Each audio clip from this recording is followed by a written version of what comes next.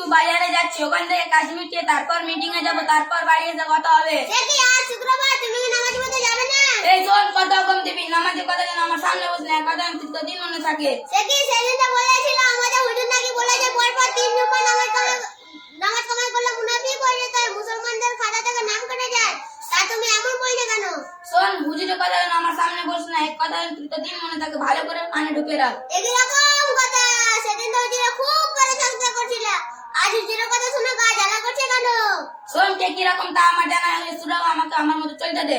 তোমার কথাগুলো শুনে আমার স্বপ্ন দেখার মতো মনে হচ্ছে, তুমি একটু খুলে বলবে তোমার রাগ হওয়ার কারণটা কি? শোন, হুজুরের সাথে যেন আমার বলিস না। সেটা তো বলো তো দেখি, সেটা তো শুনি। শোন তাহলে, আমি মোটে মসজিদে যাবো না, হুজুর আমাকে বারবার করে টেনে নিয়ে গেল মসজিদে নামাজ পড়ার জন্য। সেটা তো ভালোই হলো। শুনবি তো, মসজিদে নিয়ে গিয়ে এক মসজিদ লোকের সামনে অপমান করলো, আমি তো মোটে মসজিদে যাবে, আমাকে জোর করে মসজিদে নিয়ে গিয়ে অপমানটাই না কি হলো, এটা কি ঠিক হলো? আচ্ছা বা হুজুর তোমাকে অপমান করলো, তা তুমি কি করে বুঝলে? আমাকে না তো মিথ্যা কথা বলা, জুয়া খেলা, মদ খাওয়া, বিমল খাওয়া, দিলবার খাওয়া, সিগারেট খাওয়া, এসব শয়তানের কাজ। আমি কি শয়তানের কথাগুলো কাকে বলা হচ্ছে, আমি তো কিছু জানি না। আচ্ছা ভাই, হুজুরের সাথে কি তোমার কোনো রাগারি আছে? না, তা অবশ্য নেই। তাহলেও এ কথা তোমাকে বলা হচ্ছে, আর এ কথা নিয়ে তুমি মন্তব্য করতে করতে তোমার পিছনে বড় শয়তান লেগেছে। আমি তোমাকে কতবার বলেছি ওই খারাপ ছেলেদের সঙ্গে মিশবে না, আর তুমি আমার কোনো কথাই শুনো না। আমি তোমার ব্যবস্থা করছি। এই তুই কি ব্যবস্থা করবি রে? তুই কি ব্যবস্থা করবি রে? এক এক দিনের কথা মনে আছে, সব বাড়ি গিয়ে আব্বুর সাথে বলবো। এবার শোন, আমি তোর কাছে অনুরোধ করছি, এমনটা যেন করিস না। আমি তোমার কোনো কথা শুনতে চাই না। আমি এটাই দেখছিলাম, তুমি মক্তবের কথা শুনলে, মসজিদের কথা শুনলে, জলসার কথা শুনলে তোমার গায়ে জ্বালা করে। এবার শোন, এই কথা যেন আব্বুকে বলিস না, আমার মাথায় যেন ঠিক মতো কাজ করছে না, সুতরাং আমাকে কিছু যুক্তি পরামর্শ দে তো। আল্লাহ পাক কুরআন কারীমের মধ্যে বলেছে, তোমরা শয়তানকে অনুসরণ করো না, ও তোমাদের প্রকাশে শয়তানকে অনুসরণ করলে জাহান্নামে যেতে হবে। কোনটাই যে জাহান্নামের পথ আর কোনটাই জান্নাতের পথ, তাই তো আমার জানা নেই। এই জানার জন্যই তো মক্তবে বাস্তা, তুমি তো তাকাও না, উল্টো করে বিরুদ্ধে করো।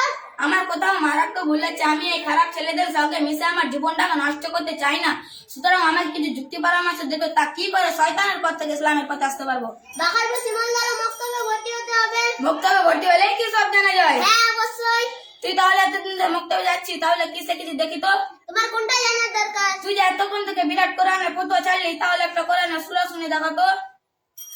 আউযু বিল্লাহি মিনাশ শাইতানির রাজীম। বিসমিল্লাহির রাহমানির রাহিম।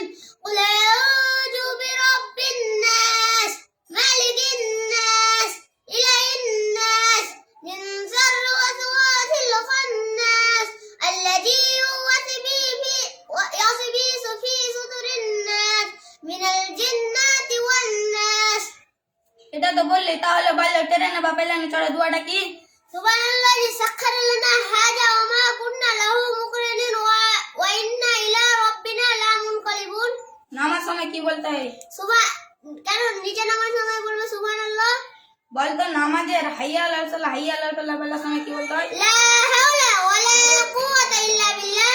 বলতো মানুষ মারা গেলে কোন দোয়া বলতে হয়? ইন্না লিল্লাহি ওয়া ইন্না ইলাইহি রাজিউন। একে তো মোটেই পারা যায় না, আচ্ছাকে কঠিন করে দিলি। বলতো আজানের শেষের দোয়াটা কি? আল্লাহুম্মা রাব্বা হাযিহিদ দাওয়াতিত তাম্মা ওয়াস সালাতিল কায়িমাতি মুহাম্মাদানিল ওয়াসিলাতা ওয়াল ফাদিলাতা ওয়াদ দারাজাতা রাফিয়াতা ওয়া রাসূ মাকামাম মাহমুদান লিল্লাযী ওয়াদাহু। বলতো খাওয়ার শেষের দোয়াটা কি? আলহামদুলিল্লাহিল্লাযী আতামানা ওয়া সাকানা ওয়া জালানা মিনাল মুসলিমিন। আচ্ছা ঠিক আছে, এটা অনেক হলো, তাহলে এখন আমি কি করবো? আমি তোমাকে তো আগেই বলেছি, বাকার মুসলিম তাহলে মক্তবে ভর্তি হতে হবে। আচ্ছা ঠিক আছে, আপার সঙ্গে ও কামিনীর সঙ্গে কথা বলে করতে। আসসালামু আলাইকুম।